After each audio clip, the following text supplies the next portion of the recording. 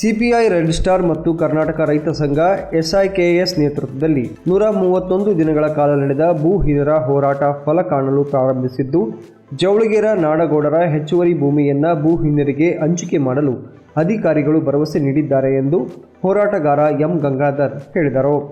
ಅವರು ಸಿಂಧನೂರಿನ ಪತ್ರಿಕಾ ಭವನದಲ್ಲಿ ಮಾಧ್ಯಮಗೋಷ್ಠಿಯನ್ನು ಉದ್ದೇಶಿಸಿ ಮಾತನಾಡಿ, ಜಿಲ್ಲಾಧಿಕಾರಿ ಮತ್ತು ತಹಶೀಲ್ದಾರರು CPI-ML ರೆಡ್ ಸ್ಟಾರ್ ನಿಯೋಗದೊಂದಿಗೆ ಚರ್ಚೆ ನಡೆಸಿ ಭೂಹೀನರಿಗೆ ಭೂಮಿ ಹಂಚಿಕೆಗೆ ಒಪ್ಪಿಗೆ ಸೂಚಿಸಿದ್ದಾರೆ.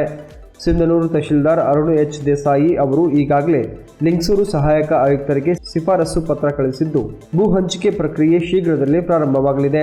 ಸಿಂಧನೂರು, ಪಗಡದಿನ್ನಿ, ಜಂಗಮರಹಟ್ಟಿ, ರಂಗದಹಳ್ಳಿ, ಕುರುಕುಂದ ಸೇರಿದಂತೆ ಇತರೆ ಸರ್ಕಾರಿ ಭೂಮಿಗಳಿಗೆ ಅರ್ಜಿ ಸಲ್ಲಿಸಿ ಹೋರಾಟ ನಡೆಸುತ್ತಿರುವ ಭೂಹೀನರಿಗೂ ಭೂಮಿ ಹಂಚಿಕೆ ಮಾಡಲಾಗುವುದು ಎಂದು ಭರವಸೆ ನೀಡಲಾಗಿದೆ.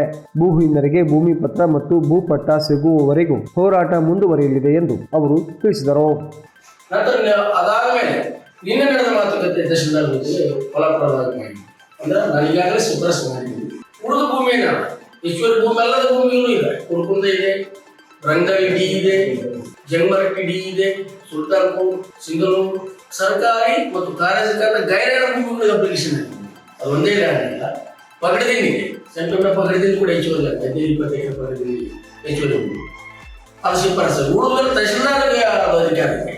ಕಾರ್ಯಸರ್ಕಾರ ಕರ್ನಾಟಕ ಸರ್ಕಾರ ಭೂಮಿಗೆ ತಹಶೀಲ್ದಾರಿ ಪವರ್ ಇರೋದ್ರಿಂದ ನಾನು ಅದನ್ನು ಪರಿಶೀಲನೆ ಮಾಡಿ ಪ್ರಮುಖ ಉದ್ದೇಶ ಇದು ಮಾತುಕತೆ.